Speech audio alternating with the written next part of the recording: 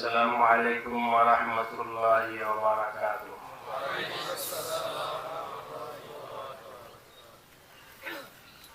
بسم الله الرحمن الرحيم. الحمد لله رب العالمين،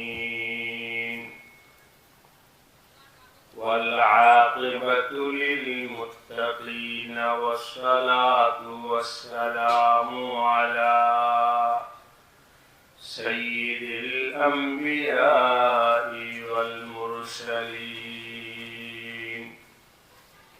وعلى آله وأصحابه أجمعين. أما بعد، فأعوذ بالله من الشيطان الرجيم.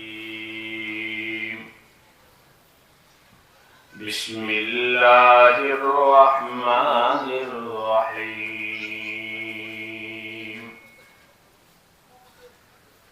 ولا تؤتوا السفهاء أموالكم التي جعل الله لكم قياما وارزقوهم فيها واكسوهم وقولوا لهم قولا معروفا. آمنت بالله، صدق الله مولانا العظيم.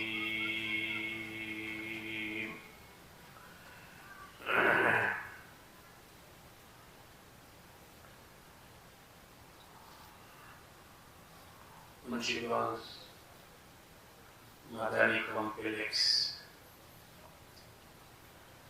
আয়োজিত খাস ইসলামী মজলিস আজকে জুমার নামাজের পর থেকে শুরু হয়েছে। এই মজলিস এক তো হলো ইসলামী মজলিস, দ্বিতীয় হলো এখানে আরেকটা কায়েম লাগানো হয়েছে খাস। আজকে এখনই আমি আসলাম ঢাকা থেকে। দিঘিরপাড় বাজার দিয়ে যখন ঢুকলাম, বাজারে ঢুকি নেই, বাইপাস রাস্তা দিয়ে আসলাম, তখন আমি বলতেছিলাম যে বাজারের মানুষ জানে না যে আমি আজকে দেশে আসবো। কেন? এর কোন এলান হয়নি, না মসজিদে না মাইকে, বরং খাস খাস লোকদেরকে ডাকা হয়েছে। এদেরকে নিয়ে কথা হবে। এর সংখ্যা, প্যান্ডেল ভরা, পুরোটাই আমাদের মাকসাদ নয়। খাস ভাবে কিছু কথা বলা, খুব এহসাস হইতেছে যে এই সময় আমাদের মতো গাফিল লোকদের গাফলতি কাটানোর জন্য হাকিমুল উম্মত হযরত আশরাফ আলী থানভী রাহমাতুল্লাহ আলাইহি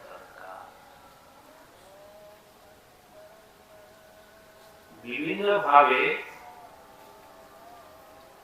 আমরা চেষ্টা করলেও পারতেছি না।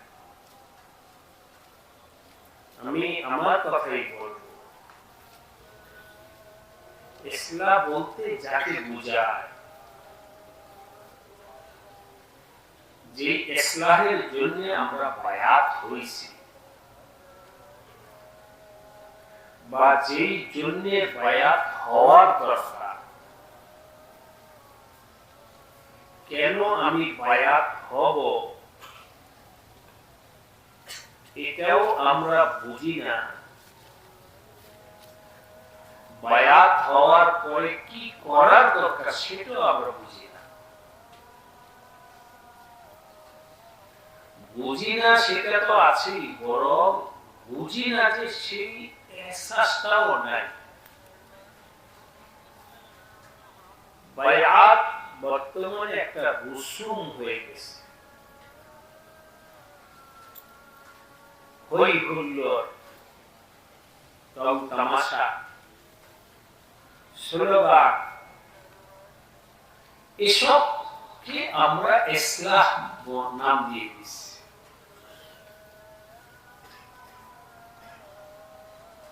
এই হালাত থেকে মানুষকে উঠায় আনার জন্য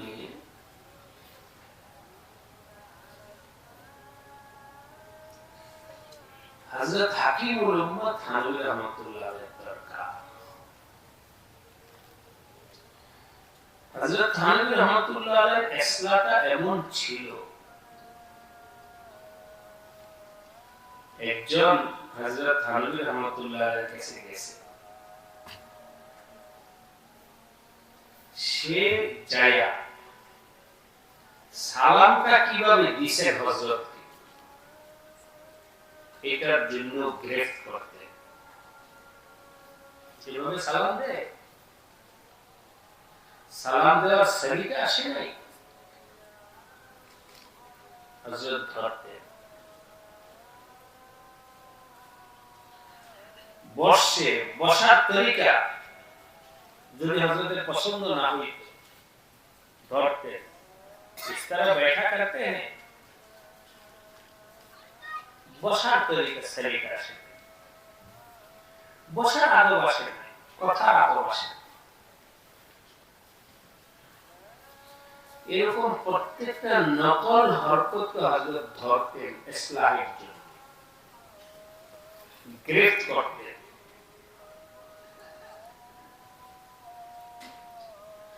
একবার খানকাহে,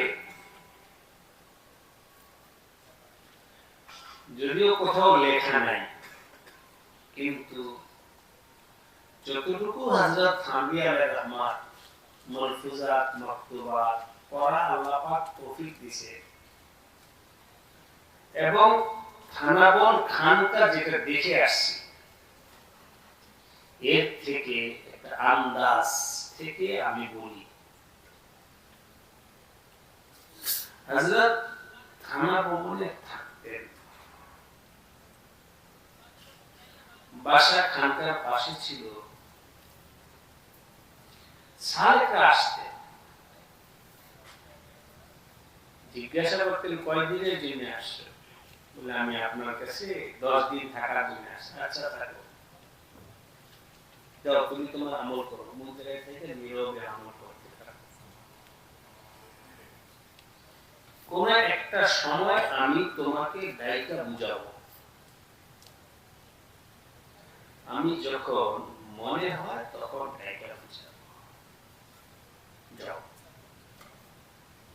তুমি নিজে আমল করতে থাকো, খানকায় থাকতে থাকো। থাকতেছে হযরতের দিলের মধ্যে দাঁড়িয়া পয়দা হয়েছে, তাকাজা পয়দা হয়েছে, ভাই ফলাকো বুলাও,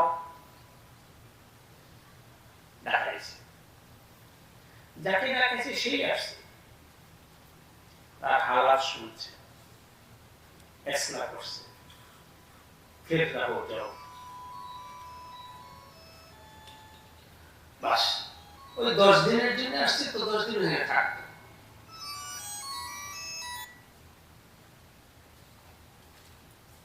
এরপরে যাওয়ার সময়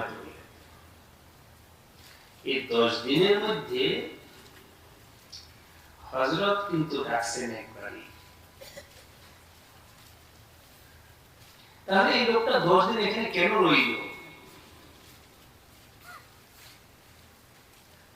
এটার নামই সোহবত। ওয়াজ শোনার জন্য তো আসে নাই, বয়ান শোনার জন্য তো আসে নাই, সোহবতে থাকার জন্য আসছে। কোথাও যাবে না, না হাটে যাবে, না বাজারে যাবে, না দুনিয়া কোথাও যাবে, বাস এই 10 দিন আমি আল্লাহ বলার দরবারে পড়ে রইলাম, চাই উনি বয়ান করুক আর না করুক, চাই আমার সাথে দেখা হোক অথবা না হোক, সবকিছু চাই আমি 10 দিন এখানে পড়ে আছি। যাওয়ার সময় হযরতকে সালাম বলে বিদায় নিয়ে চলে গেছে। বলেন এই লোকটা 10 দিন এখানে ছিল কি জন্য? আল্লাহকে পাওয়ার জন্য। আল্লাহকে পাওয়ার জন্য আমি পড়ে রইলাম। আমাদের কি এখন সেই হালাত আসছে? এখন তো হলো কোন আনুষ্ঠানিকতা ছাড়া কোনো কিছু। গত একদিন না 2 দিন আগে এভাবে বলছি আপনাদেরকে শুধু একটা বিষয় বোঝানোর জন্য, নারায়ণগঞ্জ বন্দরে এক জায়গায় গেছি, যাওয়ার পরে সেখানে একটা মাদ্রাসা ইফতেতা হবে, নতুন একটা মাদ্রাসা। বাড়িওয়ালা বললেন, হুজুর আপনি মাদ্রাসার একটা নাম দেন। আমি বললাম এখন বলবো না, নামটা এখন বলবো না। নাম কি হবে এটা আমার পলবে যখন মনে আসবে তখন আমি ফোনে জানাই দেব। হতে পারে 1 ঘন্টা পরেও জানাই দেব, হতে পারে 2 দিন পরেও জানাই দেব। যদি আমার পছন্দের নাম নিতে চান তো আমার দিয়ে যখন আসবে তখন বলবো, জবরদস্তি করে হবে না। তো মাশাআল্লাহ উনি আদব ওয়ালা ছিলেন, ঠিক আছে কোনো অসুবিধা নেই। বিদায় দিয়ে চলে গেলাম। কুমিল্লা লাকসাম যাব, চলতে চলতে কোন এক নামাজের পথে নামাজের বিরতি, গাড়ি থেকে নামলাম নামাজের জন্য। নামাজ পড়ে গাড়িতে উঠবো এমন সময় দিলের মধ্যে একটা নামাজ। আমি বললাম, গাড়িতে ছিল আমাদের মাওলানা হাজেরা, হাজেরার নাম মনে আসছে, বলে আচ্ছা বলি পরে তো তোমার পছন্দ সুন্দর পছন্দ ছিল জানাই দিই। কি জন্য ঘটনাটা বললাম এটা বলবো। ও মাদ্রাসার নাম এইভাবে রাখে, কাসেমিয়া নুরানি মাদ্রাসা। শুরুতে ওই এলাকার নাম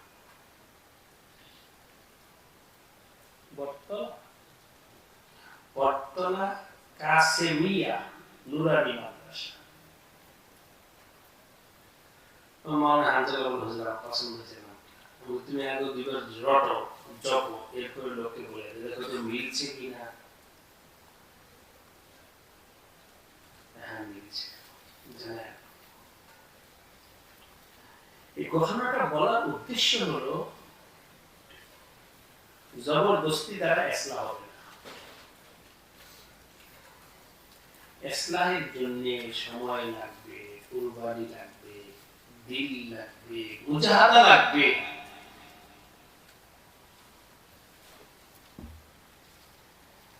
আদব লাগবে। তুমি থাকো না এখানে, থাকো, পরে ডাকাবে না, তোমার কথা শুনবে না। এখনই আমার বলে, এখনই আমার বলে, নাম তো বলবো না, মানে বর্তমান আমাদের হালাতটা না বললে কিভাবে আসলে হবে। গতকাল মুন্সিগঞ্জে প্রোগ্রাম করে আজকে ফজরের নামাজ, রাতে আমি খানকায় ছিলাম, ফজরের নামাজ পড়ে জুমা পড়াইতে গেছি। যেহেতু রাত্রে অনেক রাত প্রোগ্রাম করে আসছি, সকালে বাসায় গিয়ে কিছু ঘুমাইছি। ঘুম থেকে উঠে জুমার নামাজের তৈয়ারির জন্য গোসল করতে গেলাম। আমি কাপড় চোপড় বাথরুমে রাইখেও দিছি, ঢুকবো তোমার সময় কর্নি বেটিক দিছে আসছে কি ভাই কি খবর কোথায় আমি এসে একজন আসছি আরে বাবা আমি তো এখন গোসলখানায় ঢুকতেছি কোথায় আমি আল্লাহকে পাওয়ার জন্য আপনার কাছে আসছি আচ্ছা বসো এই মুন্সিগঞ্জ যাও ওখানে 2 দিন ইসলামিক প্রোগ্রাম হয় কোথায় আমার যাওয়ার সময় নেই বলেন এখন এই আল্লাহ বান্দার ইসলামকে করবে ওই সময় যখন গোসলের জন্য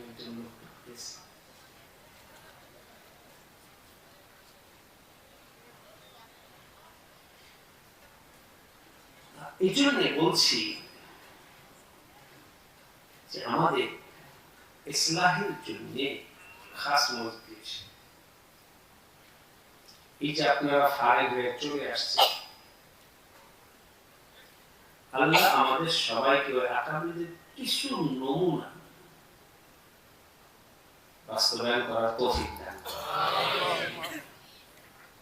এই জন্য আপনাদেরকে ঢাকায় আনা হয়েছে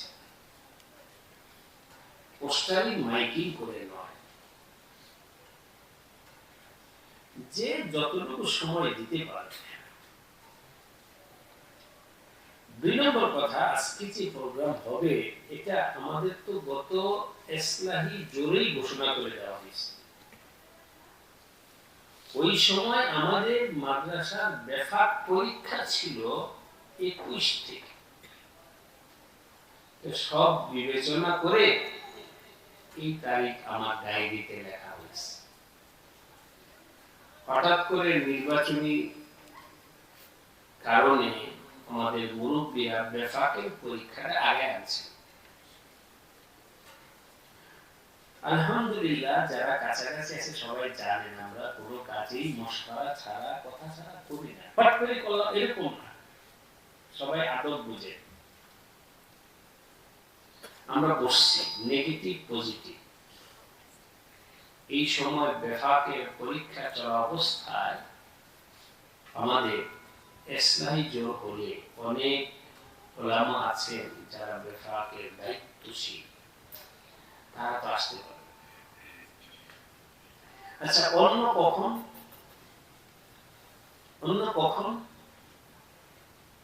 আপনারা খেয়াল দেন বেফাকের পরে তো হাইয়াতের পরীক্ষা হাইয়াতের পর তো রমজান নির্বাচন রমজান আর সুযোগ নেই তাহলে এই বছর খাস বন্ধ আলোচনায় আসলো হয় হলে এই সময় হতে হবে আর নতুবা সব মশওয়ারা করে আমি বললাম আমাদের এটা যেহেতু সমাবেশ না মাহফিল না আর সবার একসাথ সম্ভাবনা ও নয় কামনাও নয়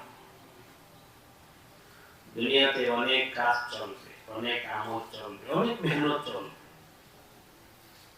একটার কারণে আরেকটা বন্ধ থাকা দরকার যারা পরীক্ষার দায়িত্বে আছে তারা পরীক্ষা নেবে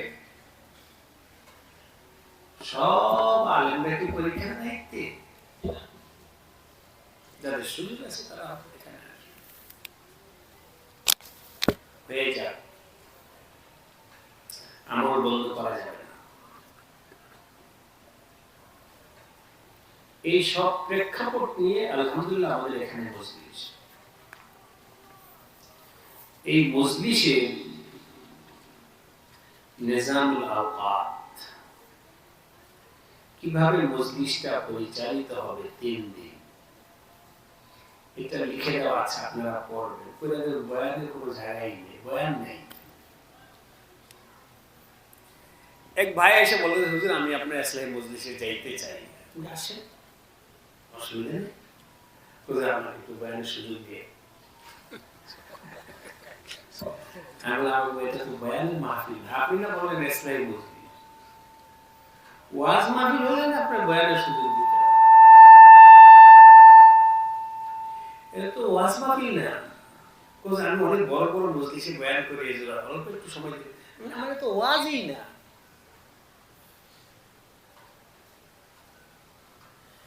ওয়াজ হলে না আপনাকে সময় দিতাম, বাবা একটু ওয়াজ না, আমলে।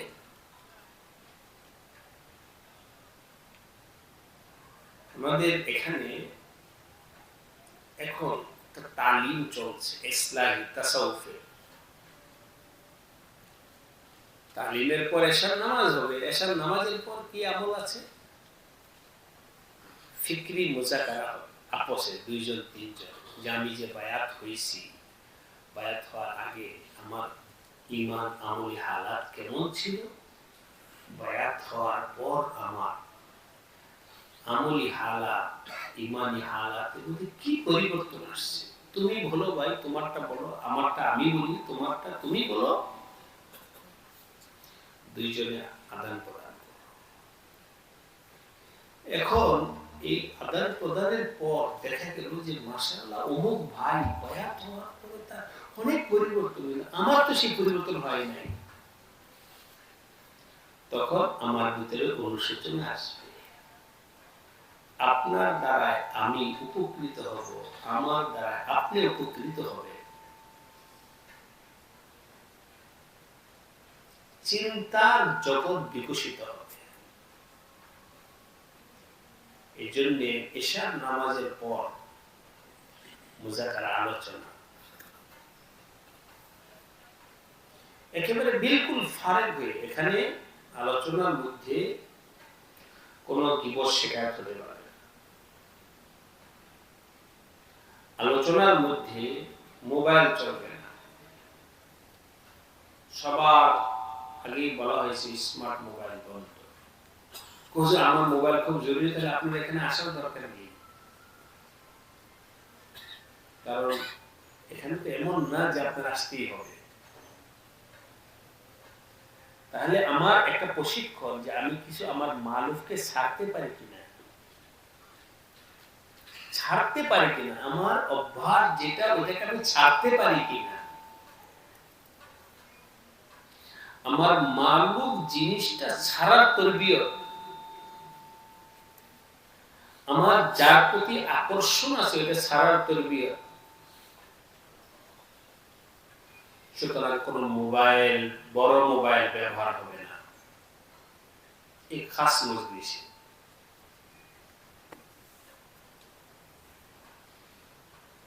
উদ্দেশ্য মোবাইল একটু কথা বলে কি হয়েছে, কিছু হয় না, তরবিয়ত হবে না। আমি আমার শাইখের কথাটা মানতে পারলাম না, এটা হলো আমি যার কাছে বায়াত হয়েছি তার কথাটা মানতে পারলাম না, এটা হলো তার কথাটা আমি রাখতে পারলাম না, এটা হলো তার মানসাটার উপরে আমি আমল করলাম না, এটা হলো, এটাই তো আমার ব্যর্থতা, যে আমি গায়রুল্লাহর গোলাম হয়ে গেছি,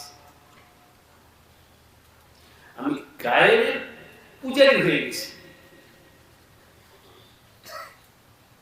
কি হবে? আমার মোবাইল না ধরলে, না মোবাইল ব্যবহার না করলে, সুতরাং যারা খাস ইসলামে জুড়ে আছে তারা দিল থেকে, লুকোচুরি না, দিল থেকে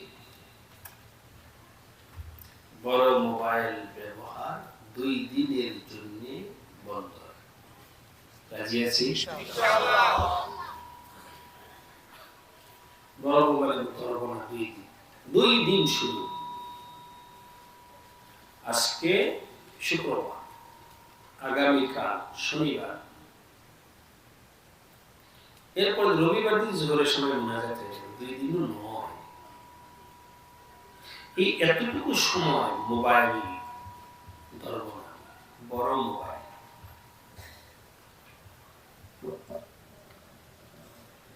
আমি যখন বান্দরবন যাই, এমন এলাকায় যাওয়া হয় যেখানে নেটওয়ার্ক নেই। বান্দরবনে আসছে? কোথায় আসলে? বান্দরবন থেকে কে কে আসেন? বেলাল আর কে? 4 জন আসার কথা, তো দাঁড়ান তো দেখি। এই যে মাশাআল্লাহ 3 জন, 3 ভাই আসছে। 4 জনের কথা শুনছি, আরেকজন অসুস্থ আছে, বসেন, শুকরিয়া, মাশাআল্লাহ। তখন বান্দরবনের এরিয়া যখন ঢুকি যেখানে নেটওয়ার্ক নাই, তো বাসায় যেন দুশ্চিন্তা না করে এই জন্য ফোনে বলে দিই, এখন থেকে নেট আমাকে ফোন করে না পাইলে দুশ্চিন্তা করবো না, কারণ এখানে নেটওয়ার্ক নাই। আবার নেটওয়ার্কের ভিতরে আসতে ফোন দিব। আমি যেমন সতর্ক করে বলে দিলাম আমি এমন এরিয়ায় যাচ্ছি যেখানে নেটওয়ার্ক নাই, অতএব দুশ্চিন্তার কোনো কারণ নেই। আপনিও আপনার বাড়িকে বলে দেন যে আমি আল্লাহকে পাওয়ার জন্য নেটওয়ার্কের বাইরে 2 দিন থাকতে চাই, কোনো নেটের পাওয়া না, আমাকে ফোন দিবা না, আমি ফোন ধরবো না, নেটওয়ার্কের বাইরে 2 দিন থাকতে চাই আল্লাহকে পাওয়ার জন্য। আল্লাহ আমাদের সবাইকে তৌফিক দান করেন। আমিন। অনেক কথা জমা রয়েছে। গত কোথায় ওই নোয়াখালীর শহরে কদিন আগে লাকসাম গেছিলাম। সেই শহরে বয়ানে যখন বসছি তখন 3 নম্বর কথা বলতেছি। বয়ানে যখন বসছি তখন একটা মজমুন আমার মাথায় আসছে। সফর সমিতিকে বলছি যে লিখে রাখো, এটা আওয়াম সাধারণ মাহফিলে বলার বিষয় না, এটা খাস মজলিসে বলবো। কথাটা ওলামাদের এবং যারা সমঝদার, যাদের দিল তৈয়ার, তাদের মজলিসে বিষয়টা বলবো। যদি আল্লাহ পাক বুঝতে হবে, তাহলে এই মহাব্বত ছাড়া দিন হবে না। কি ছাড়া? মহব্বত ছাড়া দিন হবে না। মহব্বত কাকে বলে? যারা উলামায়ে কেরাম আছেন তারা বলেন। বাইজামি শরীফে মহব্বতে এবং কোশা সংজ্ঞা সম্ভবত আছে।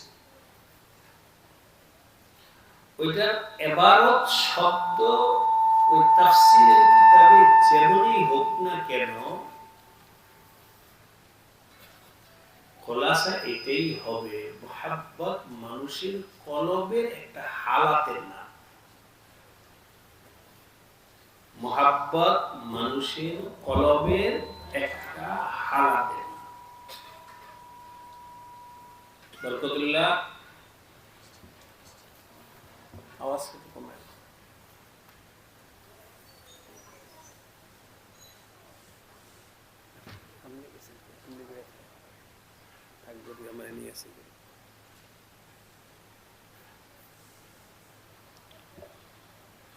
মহব্বত কলবের একটা হালাতের নাম। কোন ব্যক্তির কলবের ভিতরে কিচ্ছু নাই, খালি ওই লোকটা বলল লা ইলাহা ইল্লাল্লাহ মুহাম্মাদুর রাসূলুল্লাহ। এর এখন একটা উদাহরণ আমার মনে আসছে। হযরত সাইয়্যিদনা ওমর রাদিয়াল্লাহু তাআলা আনহুর জামানায় এক যুবক এক যুবতীর প্রতি আসক্ত হয়েছে।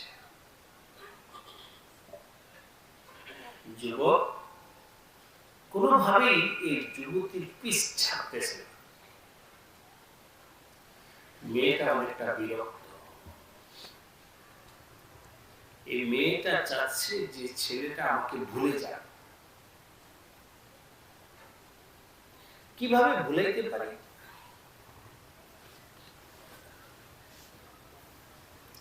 কিভাবে ভুলাইতে পারি? এটার জন্য মেয়েটা বলছে, তুমি ঠিক আছে আমাকে পাওয়ার জন্য যত এত বেকুল, কোনো আইন কিচ্ছু মানতেছে না, ঠিক আছে, তুমি কাজ করো, 40 দিন হযরত ওমর রাদিয়াল্লাহু তাআলা আনহুর পিছনে তুমি নামাজ পড়বা, এরপরে তুমি আমার কাছে আসো, তব তুমি মিলেগা। যাও। এই মেয়েটার উদ্দেশ্য ছিল কি? তাকে ভুলে। এই মেয়েটার বিশ্বাস ছিল যে এই ছেলেটা যখন হযরত ওমরের পিছনে নামাজ পড়ে তখন তো তার দিলের মধ্যে আল্লাহর মহব্বত আসবে, তখন সে আমার দিকে তাকাবে, ওরা অটোমেটিক আমাকে ভুলে যাবে। এই মেয়ের আসল মাকসাদ ছিল তার দিলকে অন্যদিকে বাইপাস করে দেওয়া। কার দিকে? আল্লাহ। আর আল্লাহর দিকে বাইপাস করার তরিকা হলো যে হযরত ওমরের দিকে নামাজ পড়া, হযরত ওমরের সহবত, হযরত ওমর রাদিয়াল্লাহু তাআলা ওখানে গিয়ে নামাজ পড়লে আল্লাহর দিকে দিল মুতাওয়াজ্জিহ হয়ে যায়। সুতরাং আমাকে ভুলে যাবে আর আমার কাছে আসবে না। এই যুবক তো অত কিছু বুঝে নেই। যুবক বাস আমার নামাজ পড়তে হবে 40 মিনিট, ঠিক আছে নামাজ পড়ে আসলে তো পাবো। এই যুবক দৌড়ে গেছে নামাজ পড়া। 40 দিন নামাজ পড়ে এই যুবক আবার আসছে হযরত ওমরের কাছে, এই মেয়ের কাছে আসছে। মেয়ে তো অবাক, কি ব্যাপার? 40 দিন নামাজ পড়ার পরে তো এই ছেলেটা আমার কাছে আসার কথা না, ব্যাপার কি? এখন ওই মেয়ের মনে কি ছিল ওইটা তো আর আগে বলেনি, আগে বলছে এভাবেই মুখে যে তুমি 40 দিন নামাজ পড়ে আসো। এখন ছেলে আয়েশা বলতেছে আমি তো 40 দিন নামাজ পড়ে আসি, তুমি আমার সাথে যে শর্ত ছিল আমি সেটা পূরণ করছি। মেয়ের তো যোগ্য বুঝে আসতেছে, তো সে তার মনের কথাটা না বইলা ওই ছেলে, তুমি পড়ার না আমি তোমার সাথে, তোমাকে আমি করবো না, তোমার বিবাহ করবো না, এই করবো না।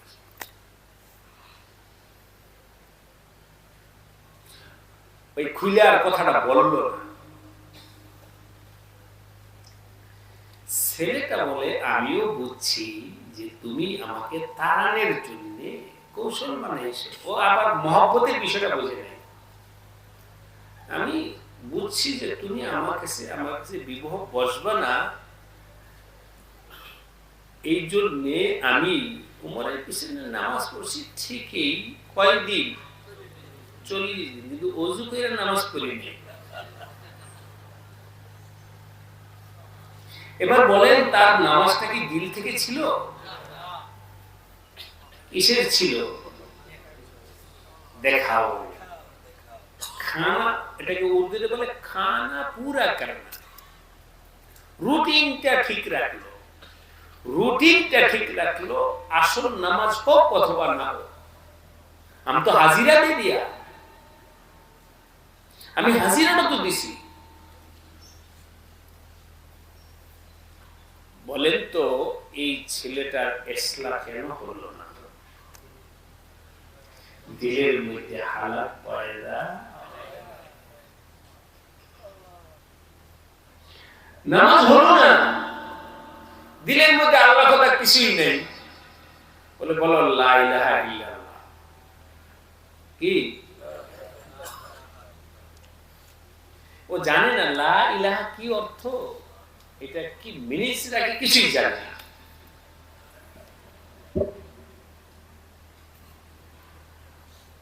এমনি মজাক করে বলছি,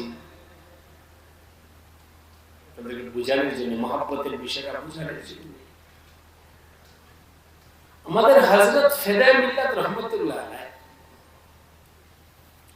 যে বছর চৌধুরীপাড়া মাদ্রাসা ইতিকাফ করে, ওই বছর হযরতের এক খাদেম ছিলেন ইন্ডিয়া থেকে দিল্লি, জীবিত আছে না মারা গেছে কিছু বলতে পারবো। ওই সময় বৃদ্ধ ছিলেন, খুব খেয়াল করতে পারতাম। হযরতের একটু আশিক ছিল। হযরত তাকে, ও পুরা আসল নাম কি জানি না, কিন্তু একটা ডাক নাম আছে, আপনার বললে অবাক হয়ে যাবেন, চামান। হযরত তাকে ভাই চামান, জি হযরত, জি হযরত, জি হযরত। পরবর্তীতে আমরা তো সবাই ভাই চামান, হযরতের খানকা সবাই জানে যে ভাই চামান, হযরতের খুব মহব্বতে। তো আরো কিছু লোক ছিল দিল্লি, খুব হযরতের ও ভাই চমনের ঘটনা, হাসান খান, উনি এতেকাফে আসছেন হযরতের সাথে, এতেকাফ করার জন্য বাংলাদেশে আসছে। ওই 1996 সালের কথা। ওনার সাথে ওনার ছোট একটা বাচ্চা নিয়ে আসছে, বিশাল আয়া, চলো বাচ্চার সাথে নিয়ে আসছে। তো বাচ্চা তো বাচ্চাদের সাথে থাকতে পছন্দ করে, তো ছোট বাচ্চা, ও তো আর কথা কথা হযরতের বয়ানের সময়, জিকিরের সময় ছোট বাচ্চা কি করবে, ও মাদ্রাসার ছাত্রদের সাথে, ওর বয়সে বাচ্চাদের সাথে খেলতে চাইতো। ওর তো ভাষা উর্দু, আমাদের ওই বয়সের বাচ্চাদেরও তো আর। আমাদের এক ছেলে দুষ্টামি করে ওকে বলতো যে তুমি আমার কাছে আসবা, দুষ্টামি করতো, ওই কথা বলতো, আর আমি তোমার কি হই, বলবা দুলাভাই। तो वो जिज्ञासा, उसका क्या माना है दुलाभाई का? तो दुलाभाई में बड़े भाई। अच्छा, तो जो तो बड़े भाई होती ही पारे। तो आयशा रोमाई में भाई हमारा दुलाभाई कहाँ है? सबाई तो हास तो गिरे, वो तुम्हारा दुलाभाई की बाबे, वो तो हमारा दुलाभाई ही है। क्या बात है? तो सबाई जिज्ञासा की ওরে ওরে যখন ধরছে তখন আপনি উनको सिखा दिया যে তুমি আমাকে এই বলবা। বলার উদ্দেশ্য হলো ও কি দুলাভাইয়ের তরজমা বুঝছে? ও তো বলতেছে লা ইলাহা ইল্লাল্লাহ যে বলছো তরজমা বুঝছো?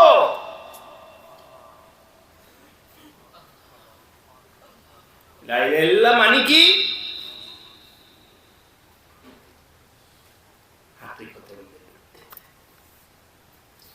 আলহামদুলিল্লাহ অনেক আগে ওই ঝিনাইদহতে বলে আসছিলাম একদিন বয়ান করতে গিয়ে, অনেক আগের কথা।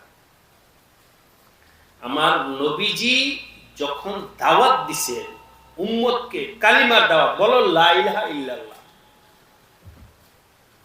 একদল মানুষ কবুল করছে আর একদল কবুল করে নাই। এই কালিমাটা লা ইলাহা ইল্লাল্লাহ কালিমার দাওয়াত একদল কবুল করছে আর একদল কবুল করে। যারা কবুল করছে তারাও লা ইলাহা ইল্লাল্লাহর হাকিকত এবং তরজমা বুঝা কবুল করছে,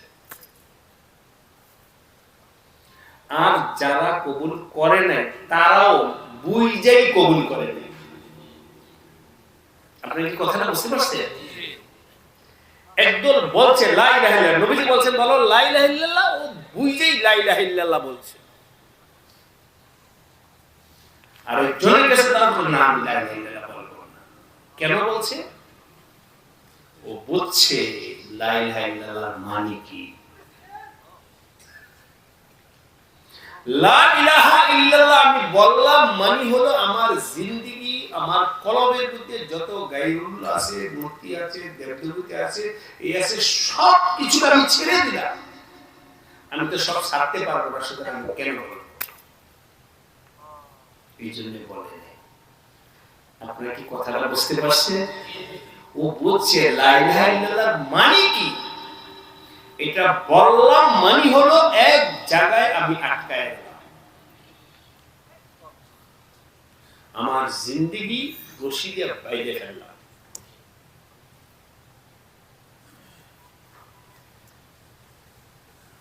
এমনি মজা করে বলি, আমাদের এলাকার অনেক ছেলেপেলে আছে, যুবক, যারা আমাকে মহব্বত করে, আত্মীয়তার খাতিরে বলেন, এলাকা বলেন, কোনো না কোনো কারণে আমিও তাদেরকে মহব্বত করি। গাই রুমাল ধরো বায়াত হও, কখনো বলি আবার কখনো বলি না। তো আমাদের সাইদ সাহেব হুজুর বা কাউকে দিয়ে যদি তাশকিল করায় বলি যে বায়াতের কথা বলি, না আমি হুজুরকে মহব্বত করি কিন্তু বায়াতই দিতাম না। কেন? বায়াতুল তাকে এলাম। আমি বলি বাহ মাশাআল্লাহ, এই ছেলেটা তো কি বুঝছে, বায়াত হওয়ার অর্থ বুঝছে। বায়াত হলে হুজুরের কথার বাইরে যাওয়া যাবে না। আমি বললাম মাশাআল্লাহ, ও যখন বুঝছে তো একসময় আসবে। তো আমাদের দেশের এই অঞ্চলে যে কোনো কারণেই হোক, আমাদের দেশের মানুষ একেবারে 100% না হলেও আওয়াম মানুষ বোঝে বায়াত হওয়ার অর্থ কি। বায়াত হওয়ার অর্থ কালিমা বলার অর্থ, লা ইলাহা ইল্লাল্লাহ বলার অর্থ। ওই সময়ের মক্কার লোকেরা বুঝছে যে আমি লা ইলাহা ইল্লাল্লাহ বললাম মানে এখন থেকে আমার সব কিছু আল্লাহ কেন্দ্রিক হবে। আমি আর কাউকে মানব না, আমি আর কারো মাথার সামনেই করব না, আমি আর কাউকে মহব্বত করব না, কোনো কিন্তু নাই। লা ইলাহা, সারা দুনিয়াকে জানায় দাও আমি লা ইলাহা ইল্লাল্লাহ বলছি, আমি আর কাউকে মানব না। আমি তো শুধু একজনকে মানব, তিনি কে? আল্লাহ। বুঝে শুনে বলছে। আব क्या हुआ? লা ইলাহা ইল্লাল্লাহ যখন বলে সিদ্ধান্ত নিয়ে বলছে, এখন তাকে ক্ষমতার অফার দেখা হচ্ছে। এই ক্ষমতা কি হবে না, আমি ক্ষমতার দিকে তাকাবো। টাকার অফার দেখা বলে না, আমার দরকার নেই। চাকরির অফার দেওয়ার দরকার নেই, নারীর অফার দেওয়ার দরকার নেই, কোনো কিছুর দরকার নেই। আমার শুধু দরকার এখন একজন, এবং কিন্তুও নাই। সহজে বুঝার জন্য বলছি, সাহাবায়ে কেরামের ঈমান ছিল কিন্তু ছাড়া। সাহাবাদের ঈমান ছিল কি? আল্লাহকে মানবা? বলে হ্যাঁ মানবো তো। যদি মানলে তোমার বাড়ি ছাড়বে তো ছাড় দেব। আল্লাহকে মানলে যদি তোমার চাকরি ছাড়বে তো ব্যাপার হলো। আল্লাহকে মানতে হলে তোমার যদি আগুনে ঝাঁপ দিতে দিব, আল্লাহকে মানতে যদি হয় তোমাকে পানির মধ্যে ঝাঁপ দিতে তাও দিব। আল্লাহকে যদি মানতে চাও তাহলে তোমার জীবনটা দিয়ে দিব জীবন। কিন্তু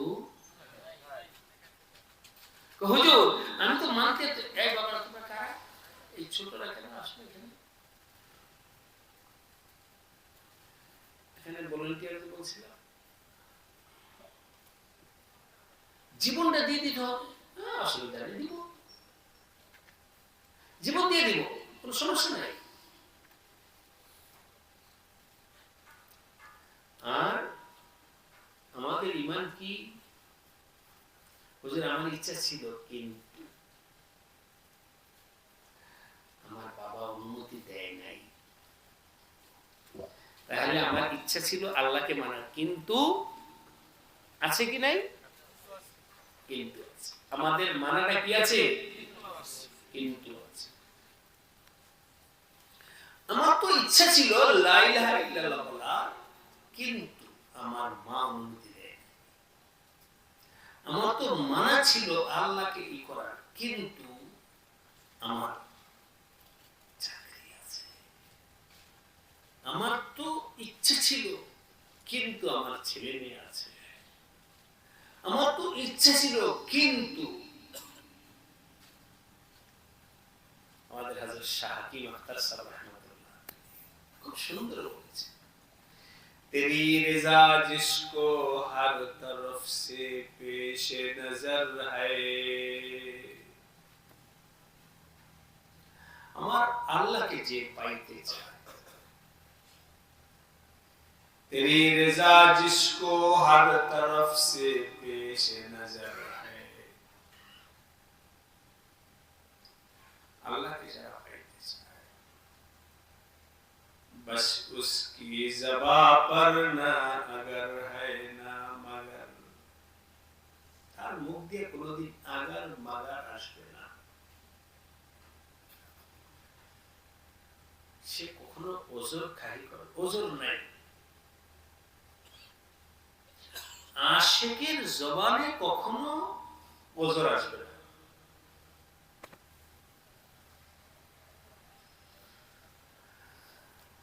আজকে দুইটা আয়াতের ব্যাপারে দুইটা মজবুত দিলের মধ্যে আসছে যেটা বুঝাইতে পারবো কিনা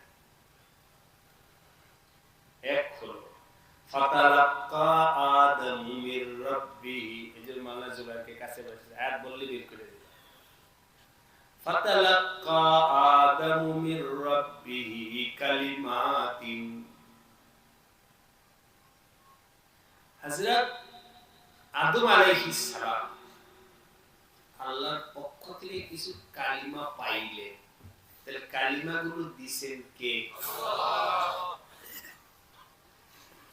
ফাতালাক্কা আদম মির রাব্বিহি কালিমাতিন এখানেই রাখে যখন সাইয়্যিদনা হযরত আদম আলাইহিস সালাম কে ডাকায় আল্লাহ জিজ্ঞাসা করলেন আদম তোমাকে তো ফল খাইতে নিষেধ করেছি তুমি কেন খাইলে হযরত আদম আলাইহিস সালামের কলবে ভালা পয়দা হইছে আমার ফল খাওয়াটা আল্লাহ নিষেধ করছে তা সত্য খাওয়াটা আমি আপনি হিসাবে নয় আমি আগে কিছু শর্ত বলে দিয়েছি নবীর ব্যাপারে কথা বলতে অনেক শর্ত আমি আপনি হিসাবে শুধু আশিক মাসুক আল্লাহ আর আদম ওনাদের পরস্পর বক্তব্য হিসাবে বলছি কেউ যেন এটা বলতে না পারে যে হুজুরে বলছে যে আদম আলাইহিস সালাম গুনাহ করছে আমি বলবো না আদম আলাইহিস সালাম ভুল করছে আমি বলবো না এটা ওনাদের পরস্পর কথা কাদের আল্লাহ এবং আদম ওনাদের পরস্পর কথা হযরত আদম আলাইহিস সালামকে জিজ্ঞাসা করার পর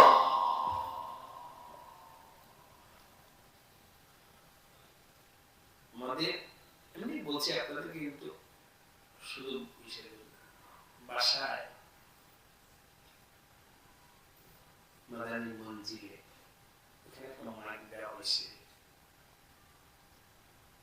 কেন এটা বলতেছে আমার কোনো বাহিরে কোনো মহিলা আসার জন্য আমাদের বাসার লোকেরা এই খাস মজলিসকে গুরুত্ব দেয় এই জন্য তারা কষ্ট করে এলাকা থেকে চলে আসছে তো সেই হিসেবে সেখানে বলছি বাচ্চাদেরকে ভিন্ন রুমে দেন যারা বয়ান শুনবে তারা এক রুমে যে রুমে যারা বয়ান শুনবে ওখানে একজনও কথা বলতে পারবে না বাচ্চা আছে ওরা অন্য রুমে খেলাধুলা করবে আমাদের এখানেও পুরুষদের সামনে একটা বাচ্চাও নেই বাচ্চাদের কোনো সরাই আছে বাচ্চাদেরকে এনে বসার দরকার নেই ঠিক মস্তরাতের এখানেও কোনো হাসি কোনো কথা কিচ্ছু না বয়ানের সময় তালিমের সময় কথা নেই বিলকুল খানা কেমন আছে আহা কেমন আছে ভাবি কেমন এগুলো পরে হবে এখন কিচ্ছু কথা হবে তখন সার্থক হবে আল্লাহ পাক তাদের দিলে বুঝাচ্ছে এটা বললাম আপনাদেরকে শুধু আমার ফ্যামিলিগত কি করার জন্য সব পরে হবে মাঝখানে কথা আসলে আপনাদের কাছে তালিম চলছে আপনার শুনতেছে এমন সময় এক আল্লামা আসছে কেমন আছেন কেন পরিবেশটা নষ্ট করতেছে কেন মুসাফা পরে করবে যত কিছু আছে পরে করবে কেন পরিবেশটা নষ্ট ওনার মঞ্চে বসে থাকবে কাছে বলে চলে যান, সাক্ষাৎ পরে করো।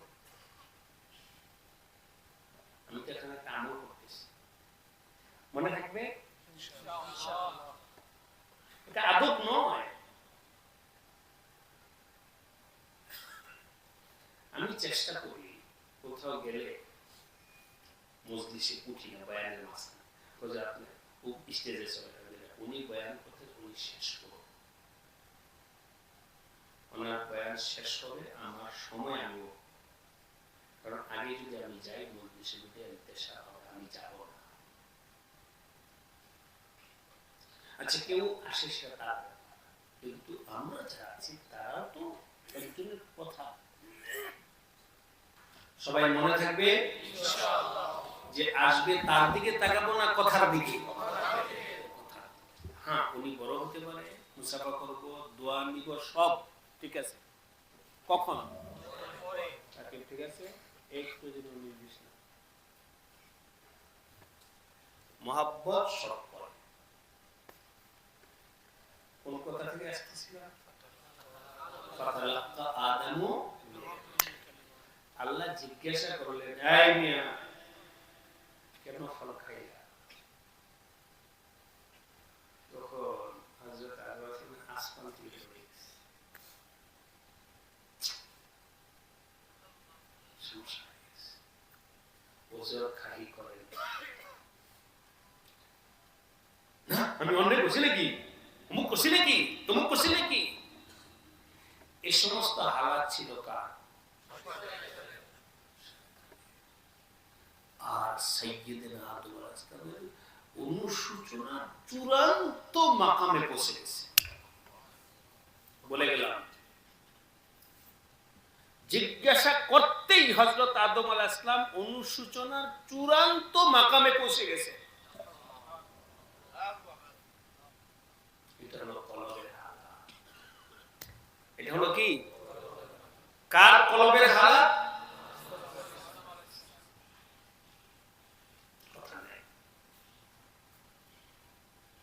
কথা নেই, চুপ।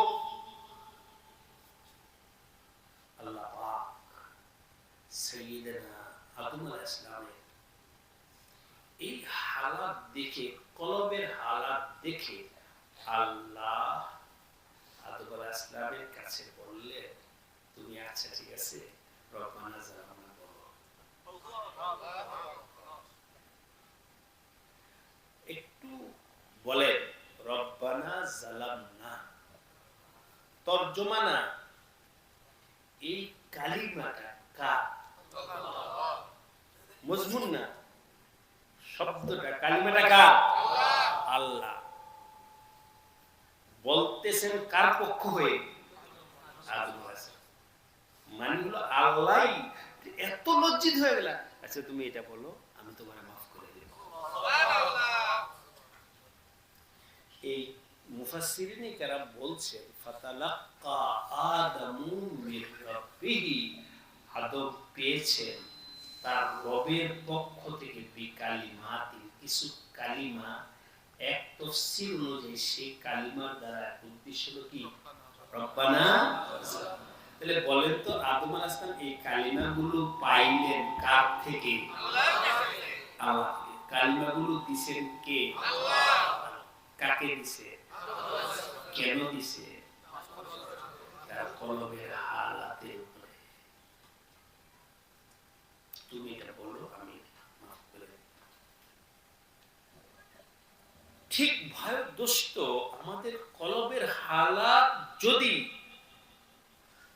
ঠিক হয়, সাইয়্যিদিনা আদম আলাইহিস সালামকে যেমনি ভাবে আল্লাহ শিখাই দিয়েছে, এই হালাতে তুমি এই করলে আমি তোমাকে মাফ করে দিব, আপনাকেও আল্লাহ পাক বরওয়াক্ত আব क्या करना चाहिए, তোমার কলবের হালাত যদি দুরুস্ত হয়, তাহলে ওই সময় তোমার কি করার দরকার আল্লাহ পাক নিজে তার কুদরতের দ্বারা সেটা শিখিয়ে দেবে। সুবহানাল্লাহ। ফাতালাক্কা আদম মির রাব্বিহি কালিমাত। আল্লাহ এবার আসেন, আমি একবার বলিনি যে আদম হাসান ভুল করছে, এবার আমাদের দিকে এসে আমি যদি ভুল করি আর ভুলের পর যদি আমার কলবের ভিতরে সে হালাত পয়দা হয়, নাদামত, শর্মিন্দগি, ওই হালাত যদি পয়দা হয়, তখন আল্লাহ পাক ওই হালাতের পরিবর্তে এমন একটা হালাত আমাকে দান করবেন যে হালাত ওই গুনাহের হালাতকে ঢাইকা কলবের মধ্যে নুরানি হালাতটা গালেব হয়ে যাবে। ওইটাই তো আজকে সবাই পিছনে সরছে।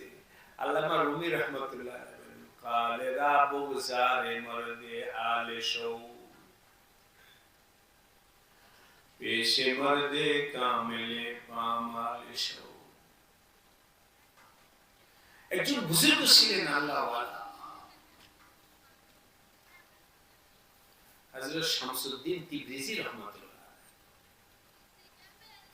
হযরত শামসুদ্দিন তিবরিজি রহমাতুল্লাহ অনেক বড় বুজুর্গ ছিলেন। উনি ওনার কলবের ভিতরে একটা হালাত পয়দা হলো। হযরত শামসুদ্দিন তিবরিজি রহমাতুল্লাহ, আল্লাহ আমি তো দুনিয়া থেকে চলে যাব, যে কোনো সময় তোমার ডাক আসলে চলে যাব, কিন্তু তোমার মুহাব্বতে যে হাল আমার কলবে তুমি আমানত রাখছো, তোমার এই আমানত আমি কার কাছে দিয়েছি? ইন্না আরাদনাল আমানাতা আলাস সামাওয়াতি ওয়াল আরদ, এই তোমার আমানত আমি কার কাছে দিয়েছি?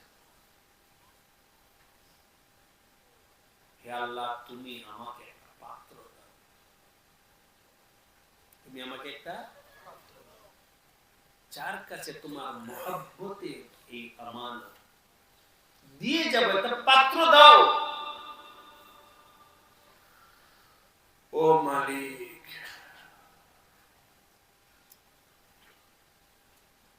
হাদিসের মধ্যে আসে ইয়াহমিলু হাদা দ্বীন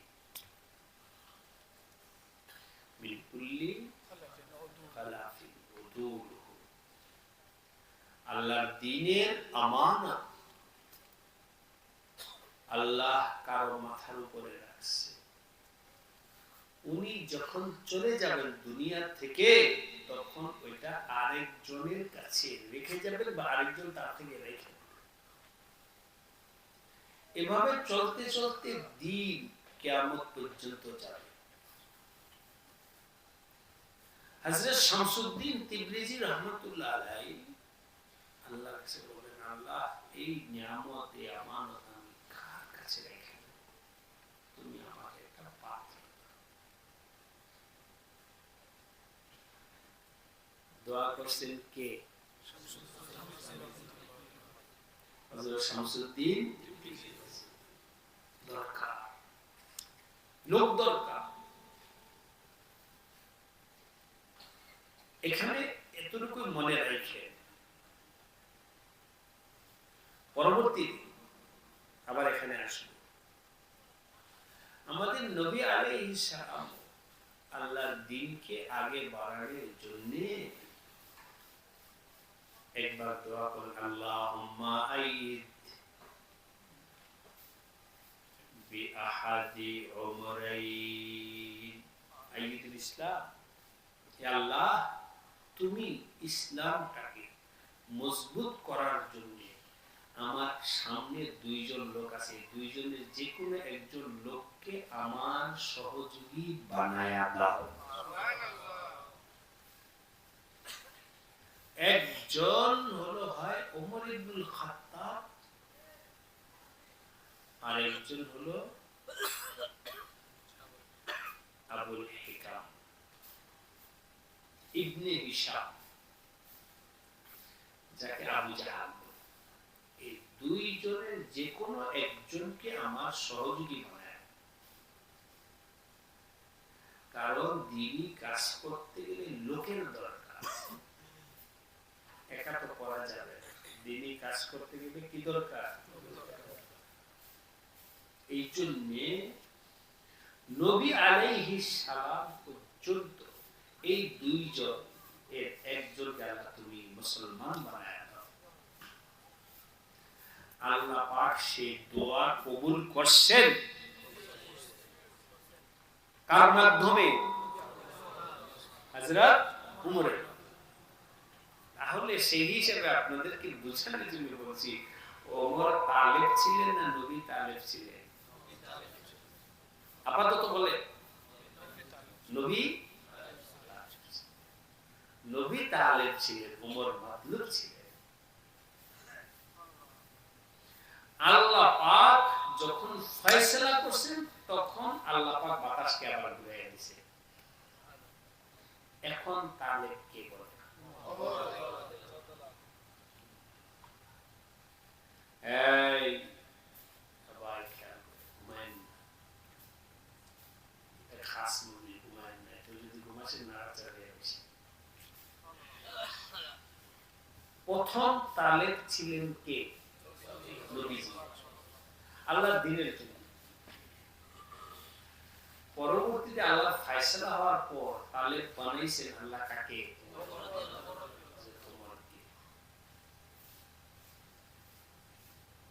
হযরত উমরকে তালেব বানাইছে। কারণ নবীজি থেকে ইস্তেফাদার জন্য তোমার তালেব হতে হবে, তালেব ছাড়া হবে না।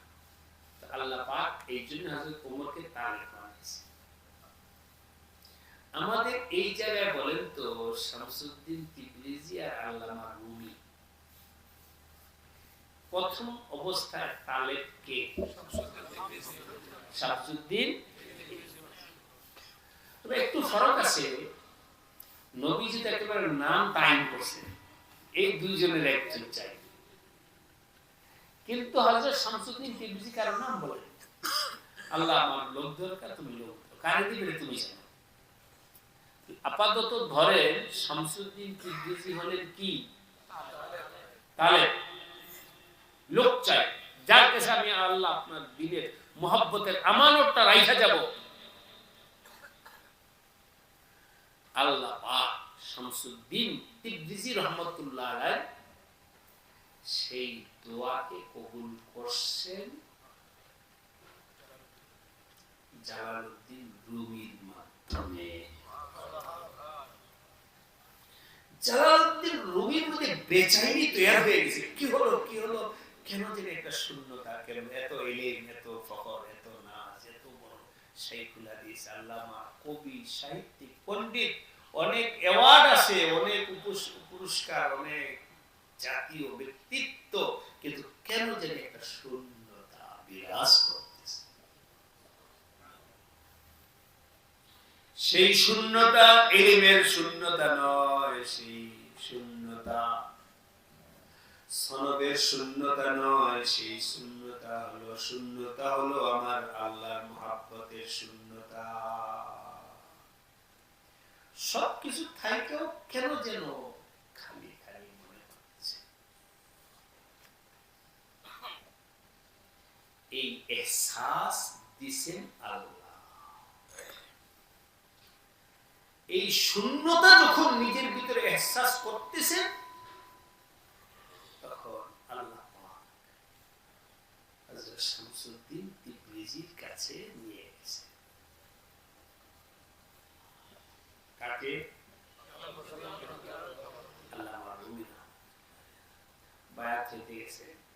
উনি বায়াত করাবেন না, এই করাবেন কেন? যাতে করে তার ভিতরে তলব পায় না, তলব পায় না, তলব পায় না। তলব ছাড়া এটা কোনো বাপদাদার পৈতৃক সম্পত্তি নয়। আমি চাওয়া ছাড়াই বাবা মারা গেলে এমনি ভেড়া,